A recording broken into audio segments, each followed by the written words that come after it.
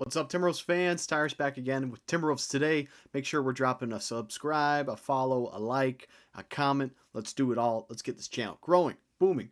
We have a lot to talk about since the last time we've all gathered here. I was out of town over the weekend. We played the Lakers on Friday, and then obviously we just played the Pacers tonight as I'm recording this, and we play the Nuggets on Monday. We're in full swing here for the basketball season, but I got something that I have to show you guys because you're all Timberwolves fans if you're coming here. Proud owner. You guys know what it is. You know what it is. That's the best it's going to show up here. But I'm a proud owner of the Nas Reed towel flag. Technically a towel. Everyone kind of uses that as a flag. It might have to make its appearance at a game. I am going boots on the ground Monday to the Nuggets game. Pretty excited about that. So you'll have a live in person someone who is at that game, no matter how it goes. We will get to that preview of the game, but first, let's start off with Friday's loss. Where do we start? In all the grand scheme of things, we didn't play bad. I mean, almost 60% from the field, 41% from three. Oh, wait, that's not us. That was the Lakers. We're supposed to be this good defensive team, yet we let them score like that. How did the Timberwolves shoot, you ask? 46% from the field, 34% from three, 13 for 38, which is crazy because if you're wondering, the Lakers only made 12 threes and still beat us. Yeah, but that also comes down to how many free throws they were taking. The Timberwolves don't get the same foul calls everyone else does. I will say that. It does not feel that way. And the Lakers shot 32 free throws, making 26 of them. The Timberwolves only shot 21. That's crazy, and it feels almost unacceptable. I think it's kind of ridiculous that that's the treatment we get. But all that being said, Luka dropped 50 on our head. That's not a winning mentality. Going into this game, I believe I said the keys to winning this game was putting someone on him that can guard him. We didn't do that at all, And then we didn't stop anyone else from scoring either. Asa Reeves, 25. Good game by him. Rui, 23 points. I can't talk. I just, whatever. 15 even for Ayton. Like, what are we doing? DeAndre Ayton should have been gobbled up by Rudy all game. I'm sorry. Rudy is way better than DeAndre Ayton, and that is an unacceptable amount of points from him. Just my opinion. Rudy in that game, 28 minutes played, shot twice, and 2 points. 7 rebounds. But guess what? He wasn't even the leading rebounder on the team. Julius Randle was, with 9 rebounds. The leading rebounder in the game, Luka, with 11. DeAndre Ayton had 8 rebounds. Like, Rudy Gobert, you're the biggest guy on the court. Be the biggest guy on the court. That's his biggest problem in these games is he's not the biggest guy, and they call him so heavily for fouls. He only gave up 3 fouls this game. Jaden gave up 5, but when you're guarding Luka, that's what's going to happen. They just don't call stuff the way they should, and it's frustrating. I mean, everything else that went with that, though, Randall, nice 26-point game. He's really a great second option to Ant, possibly first, which we'll get to if you can read my third topic today. Ant, 31 points, nice little 11 for 19, just shooting over 50%. I'm cool with it. That's a good game. Fill out the stats nicely. 4 rebounds, 5 assists. You can't ask for a lot from him, but it's the role guys on the team who can't pull their weight. The bench was horrible. Like, horrible. Nas played 23 minutes. He's in an absolute slump. 5 points in 23 minutes. Terrence Shannon Jr., 13 minutes, 0 points. Bones Highland, 16 minutes, 9 points. Like, Jalen Clark was the leading scorer off the bench with Bones Highland at 9 points. That doesn't win games. Now, obviously, the Lakers didn't have a great bench, but they're a shorter rotational team, I would think, than the Timberwolves. In my opinion, I believe that. Maybe I'm wrong, but, Rui, 23 points, which, like, we've said it. Their bench, they only really played 3 guys off the bench. They're an 8-man rotation, and we're playing 9 to 10 guys most of the time. So they're way more top heavy than we are, and it showed. It absolutely showed. Like Jake LaReva, 28 minutes, 6 points. Jared Vanderbilt, 20 minutes, 2 points. Marcus Smart, 21 minutes, 3 points. Bronny James, 3 minutes, 0 points. Wait, whatever. But we lost the Lakers, is what it is. We kind of figured they might be out for blood. I think it was their first home game. I can't recall, but they wanted us after what we did to them in the playoffs, which I get. We bounced you. You want to get revenge early in the season. You did it. Congrats. Can't be upset about that. Let's get to the second game of this long weekend. The Pacers game. Tonight's game, as of recording this, honestly, I was pretty stressed out.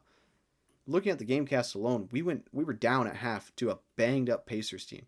They literally only had like Pascal Siakam, and that was like that's it. Aaron Naismith is who they're trying to say is their second option right now, and he's supposed to be pretty good. And he had a nice game. I'll give him his flowers there. But even Obi Toppin destroyed us last year, and he did not get to shine tonight. He's coming off the bench there, which is I think that's weird. I think it's weird that Obi Toppin is a bench guy there. But what do I know? I don't know much. But we did let Pascal just absolutely take care of us. 33 points, like just filled out the stat sheets. Double-double, 10 rebounds. Almost a triple-double. He had 8 assists. He was 2 away from a triple-double. And again, actually, wow, I actually did not realize that. Rudy, everything I just said about the Lakers game, this is the game you needed to have then. 18 rebounds, dude. You were the biggest guy on the court. Like, I knew he had a lot tonight. I did not realize that number was going to say 18. When you're watching these games, it doesn't start to feel like that many until you see it on the stat sheet. That's the type of games we need. Not obviously 18 is not going to be possible going forward. You can't do that every game. But 10 every game, like you should be averaging 10 and 10. In my opinion, he should be averaging a double-double at least. Like we should be able to feed him low enough to get him 10 points and 10 rebounds every game. That feels like the bare minimum. He should be taking at least 5 shots a game and hopefully making all 5 of those. To be honest with you, like he should be able to just kind of like drop it in. Like that's how the offense should be going. We're going to get to this Ant injury here in a second, but he did go out 3 minutes into the game with hamstring soreness. What does that mean? We don't know. No one was really reporting on it in the game. They just said he came out, had a hamstring soreness, but we never saw it. Like none of us were watching for it. We just kind of he just went out and put street clothes on and sat on the bench with his little TENS unit on, which is fine. Like I just hope he's not actually injured, which we're going to get to. We'll get to my theory on what's going on there, but the rest of the game, Naz Reid, welcome back. Like I just bashed you for the Lakers game. This was a get right game before we play the Nuggets tomorrow, because we know we can't go into the Nuggets the same way we just came out of the Lakers game.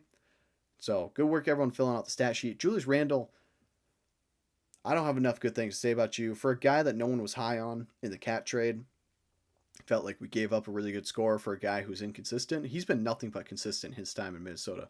He played 39 minutes for us tonight, gave his all, dropped 30 points, and a win. Like, made sure that we won the game. If we don't have someone like Randle, we fall off the map as soon as Anthony Edwards goes away. That's just how it is. But we have a consistent scorer in Randle. I don't know how he's transformed his game to be this way, but it's very impressive to see.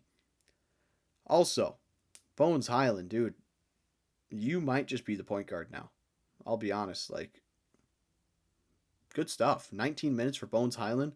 Like, we're not even playing. Oh, maybe he did. No, yeah, we didn't even play Terrence Shannon Jr. No, I'm sorry, not Terrence Shannon Jr. Bones Highland. I was looking at Terrence Shannon Jr. because he had a bad game. Terrence Shannon Jr. is in a bit of a slump here. Jalen Clark's been getting more minutes than him. I don't really know what's going on there. But we got to figure out that stuff. You know, it's going to come.